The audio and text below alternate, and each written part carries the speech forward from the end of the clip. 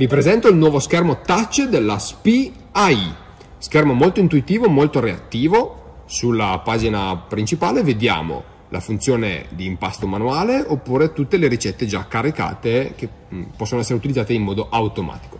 Sulla destra ho il selettore per far girare la vasca a destra o a sinistra per raccogliere l'impasto con coperchio aperto. Sulla sinistra ho il mio pulsante di emergenza. Giro la testata e posso trovare il mio connettore per il wifi o per caricare altre ricette. Passiamo all'impasto manuale. Semplicemente con un veloce touch posso accedere alla prima e alla seconda velocità, posso cambiare i tempi in modo molto facile e molto reattivo e posso fare girare la vasca con inversione premendo il tasto retromarcia. Per far partire la macchina una volta impostati i tempi devo semplicemente tenere premuto il tasto verde fino a completo riempimento. Sulla sinistra trovo i tasti pagina indietro, home oppure la luce interna all'interno della vasca. Torniamo alla home dove troviamo tutte le nostre ricette già caricate, le andiamo a vedere insieme. Per esempio la ciabatta, dove io vado a impostare o i chili di farina che posso andare a pesare oppure il peso del prodotto finito, quindi posso dire benissimo voglio 20 kg di ciabatta, oppure posso anche inserire il numero dei pezzi di prodotto che vado a impastare. Questo è molto interessante perché io posso direttamente calcolarmi, o meglio la macchina calcola direttamente la ricetta in base ai pesi o ai pezzi che io vado a inserire sulla mia impastatrice.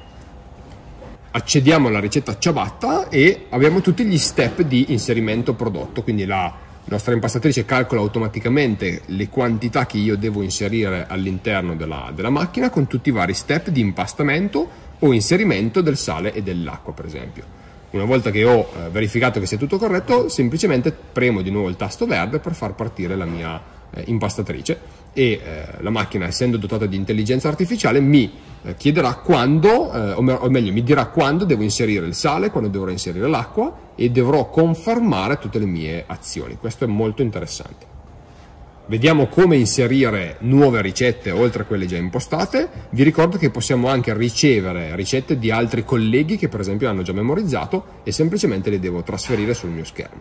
Comunque vediamo una nuova ricetta, con il tasto più vado a creare la mia nuova ricetta e come vi dicevo prima devo impostare il peso del prodotto finito e posso impostare anche quanti pezzi voglio alla fine della mia ricetta.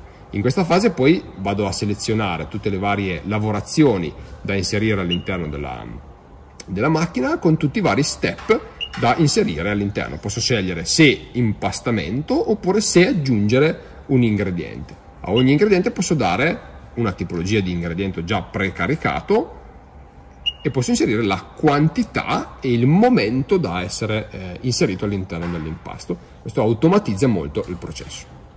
Funzione molto interessante è l'inserimento di acqua sia in prima fase oppure in seconda fase a filo. Immaginiamo di avere un prodotto idratato tipo una ciabatta, la macchina è in grado di scaricarci per un determinato tempo una quantità di acqua predeterminata a filo, proprio come se fosse l'operatore ad inserirla. Scorrendo invece sulla pagina a destra trovo ulteriori informazioni, ad esempio le info che mi danno la storicità di tutta la macchina con tutte le varie funzioni, oppure con la manutenzione, oppure con i dati connessione.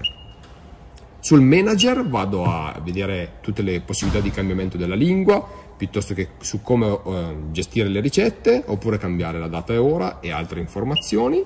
Sul service è un parametro dedicato al service che può entrare nel cuore della macchina e gestire altre importanti funzioni. Come optional possiamo avere il controllo automatico della temperatura, nel senso che se l'impasto supera una certa temperatura la macchina suona e ferma il suo movimento. Il nuovo pannello molto definito e super reattivo AI è certificato per l'industria 4.0.